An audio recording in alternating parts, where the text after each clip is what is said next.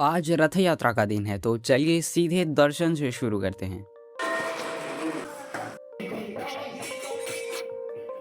इस साल मैंने सिर्फ एक चीज़ डिसाइड की थी, चाहे दुनिया इधर की उधर हो जाए, रथ यात्रा के लिए मुझे घर जाना ही है। बट मुझे नहीं पता था कि अगले 4-5 दिनों में जो होने वाला है वो मुझे लाइफ, आर्ट और डिवोशन के बारे में इतना कुछ सिखा देगा। सो चलिए देखते हैं। हरे कृष्ण गाइस, हॉस्टल की लाइफ में एक चीज़ जो सबसे ज़्यादा मिस होती है वो है अपने त्योहार। रोज महाप्रभु के दर्शन करना पॉसिबल नहीं हो पाता, इसलिए इस बार सोचा चाहे असाइनमेंट हो चाहे डेडलाइंस हो, इस बार नो एक्सक्यूजेस। स्टार्टिंग थी कॉलेज की, सो उतना प्रेशर तो था नहीं, और अब मैं हूँ चूरिया अपने गाँव पे भक्तों के। सो गजपति महाराज आ चुके थे और अब शुरू होने वाली थी पहंडी। ये वो पल है जिसका हजारों लोग पूरे साल इंतजार करते हैं।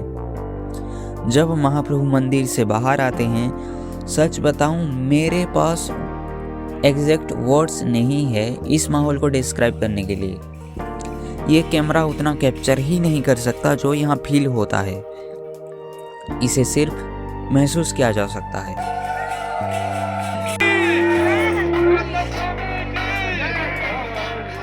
इस बार कुछ ऐसा होता है जो मैंने अपने सपने में भी नहीं सोचा था। मुझे महाप्रभु की चामर सेवा और बलभद्र स्वामी की छत्र सेवा करने का मौका मिला।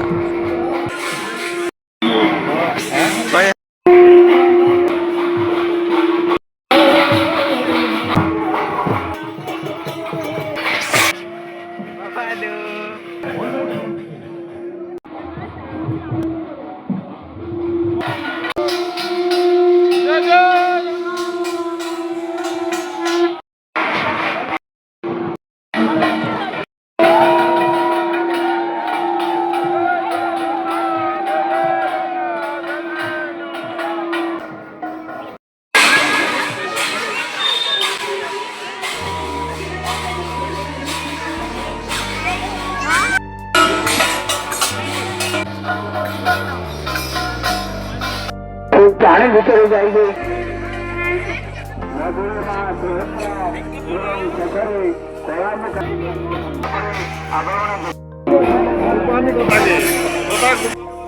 और फिर ऐसे करते करते एंड में, गांव के एक एंड में हम रथ में महाप्रभु को विराजमान करते हैं और फिर खींचना भी स्टार्ट कर देते हैं,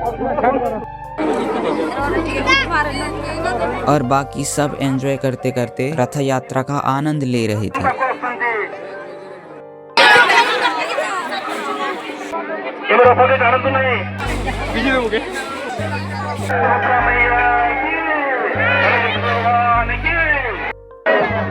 और फिर आधे रास्ते से अचानक शुरू होती ही बारिश। काफी लोग साइड में शेल्टर ढूंढने लगते हैं। एक सेकंड के लिए मुझे भी अपने फोन और कैमरा की टेंशन हुई कि खराब ना हो जाए, बट जब सामने रथ खड़ा हो और हाथ में रस्सी हो तो बाकी सब दिमाग से निकल जाता है।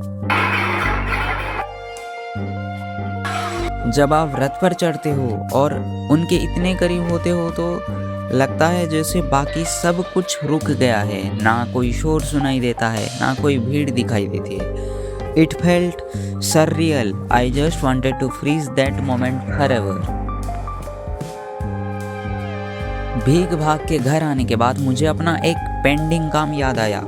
ये A2 साइज वाली ड्राइंग जो पिछले 1 साल से अधूरी पड़ी थी, कभी कॉलेज के चक्कर, कभी नए कमीशन वर्क्स की वजह से इसका नंबर ही नहीं आ रहा था। मैंने सोचा रथ यात्रा की इतनी पॉजिटिव एनर्जी लेके आया हूँ तो इसको कंप्लीट करने का इससे बेटर टाइम क्या हो। थोड़ा थोड़ा करके ड्राइंग फॉर्म में आ रही थी। मुझे लगा था इस ब्लॉग में इसको पूरा दिखा दूंगा, पर तभी एक रियलिस्टिक कलर पेंसिल कमीशन आ गया जिसकी डेडलाइन टाइट थी।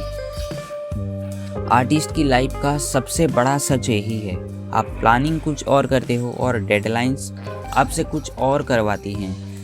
सो my personal project had to pause again.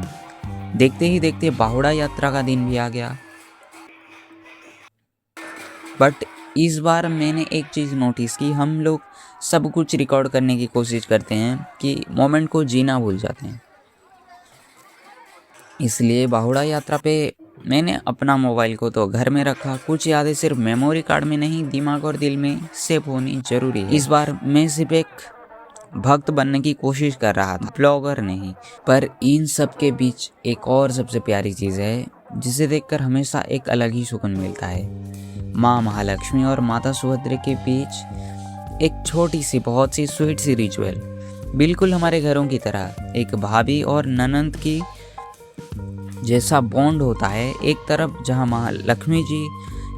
जहाँ लक्ष्मी जी महाप्रभु जगन्नाथ से थोड़ी नाराज होती हैं कि उन्हें साथ नहीं ले गई, वहीं माता सुभद्रा के साथ उनका मिलना इतना प्यारा और अपनापन से भरा होता है। ऐसी ही छोटी छोटी ट्रेडिशंस तो हमारे कल्चर को इतना रियल और ह्यूमन बनाती है। लगता ही नहीं कि हम भगवान को देख रहे हैं, लगता है जैसे अपने ही घर के किसी सदस्य को देख रहे हैं। वृंदावन में ऐसी बातें होती है ना। अब बस एकादशी का एक दिन घर पर हूँ, उसके अगले दिन मुझे वापस निकलना है अपने हॉस्टल के लिए। वापस वही फाइन आर्ट्स, ड्राइंग शीट्स और वही रूटीन। पर ये जो एनर्जी और पीस मैं यहाँ से लेके जा रहा हूँ, ये मुझे आगे काफी पुश करने वाले। अगर आपको एक छोटा सा ब्लॉग और मेरा आर्ट पसंद आया तो वीडियो को लाइक जरूर करना और चैनल को सब्सक्राइब करना मत भूलना। तो कमेंट करके बताना कि आपको कौन सा पार्ट सबसे अच्छा लगा। मिलते हैं बहुत जल्द एक नई वीडियो और नई आर्ट के साथ। Till then keep creating and glory to Lord Krishna. Radhe Radhe.